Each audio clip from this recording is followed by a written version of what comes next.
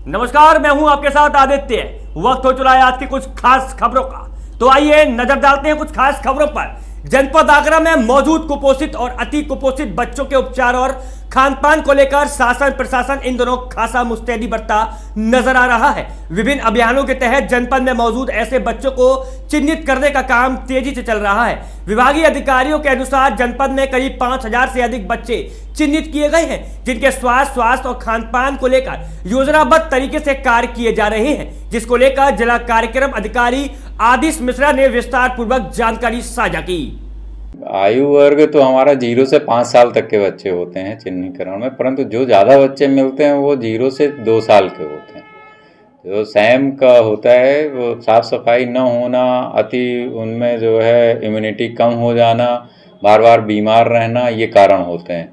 तो जब घर में उनको प्रॉपर डाइट नहीं मिलती है सही तरीके से और बीमारी घर कर जाती है उनमें, तो फिर वो कुपोषण का शिकार हो जाता है। कुपोषित अभिभावकों की ज़्यादा समस्या इस बात की आती है कि एकल परिवार होते हैं। जब ज़्यादा अति कुपोषित बच्चा होता है तो हम चाहते हैं कि वो 14 दिन के लिए एनआरसी में भर्ती हो जाए, तो उसके और भाई बहन होते हैं और 2-3-4 बच्चे अगर हुए तो फिर वो आना नहीं चाहती। वो किसी भी परिस्थिति में उसकी माँ आने को यहाँ पे तैयार नहीं होती।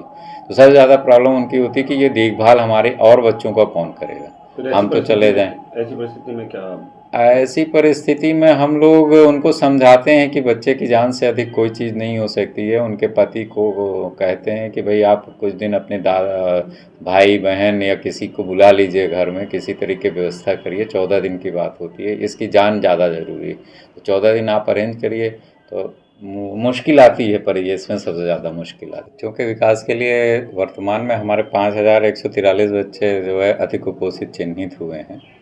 उनके विकास के लिए हम लोग उन बच्चों के घर घर तक पहुंचने का प्रयास कर रहे हैं। हमारी आंगनवाड़ी बहनें, मुख्य सेविकाएं घर घर पहुंचती हैं। उनको साफ़ सफाई के बारे में, उनकी डाइट क्या होनी चाहिए, प्रॉपर डाइट, और उनमें भी हम आइडेंटिफाई करते हैं जो बच्चे सैम ज़्यादा अधिक होते हैं। उन बच्चों को हम VHSND में सत्र में लेकर के और उसके बाद PSC भेजते हैं। PSC से NRC रेफ़र करते हैं।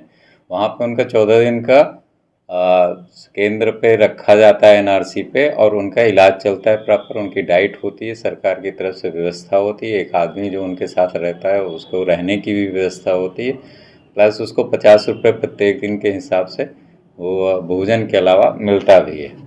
तो ये कार्यक्रम जो है, इसके अतिरिक्त हम लोग सामाजिक सहयोग बढ़ाने के लिए लोगों के सहयोग से बच्चों को जो आइडेंटिफाई हुए हैं उनको केले खिलवाने का काम कर रहे हैं, और स्वास्थ्य विभाग के सहयोग से उन बच्चों के घर घर तक मल्टीविटामिन सिरप और आयरन सिरप और किस तरीके से उसका प्रयोग किया जाना, इसकी पर्ची लिख करके और उनको बता करके समझा करके पहुंचाई गई है। जनपद आगरा में कितने बच्चे हैं जो चिन्हित हो चुके हैं?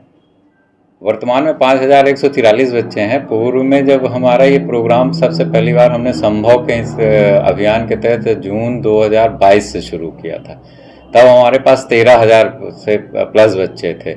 और हमारा ये अभियान CDO साहब के नेतृत्व में चला, और उसमें हम लोगों ने देखा कि उसमें जो हमारे 13,000 बच्चे थे वो सारे बच्चे 3 महीने के अंदर अगस्त में हमारे कुपोषण मुक्त हो गए थे। मात्र 4% बच्चे बचे हुए थे जिनको गंभीर रूप से कोई ऐसी बीमारी थी, वो बच्चे बचे हुए थे। तो इसका लाभ लिया, और CDO साहब ने हमारे ये देखा कि जब ये हमारा इतना अच्छा रिस्पांस है तो उन्होंने कहा फिर से ये बच्चे एक बार अभियान चला करके आप चिन्हित करिए, और जो नए बच्चे हों उनके साथ भी। आयु वर्ष की हम बात करें तो किस आयु वर्ष से किस आयु वर्ष तक के बच्चों को चिन्हित करने का काम किया गया है? आयु वर्ग तो हमारा 0 से 5 साल तक के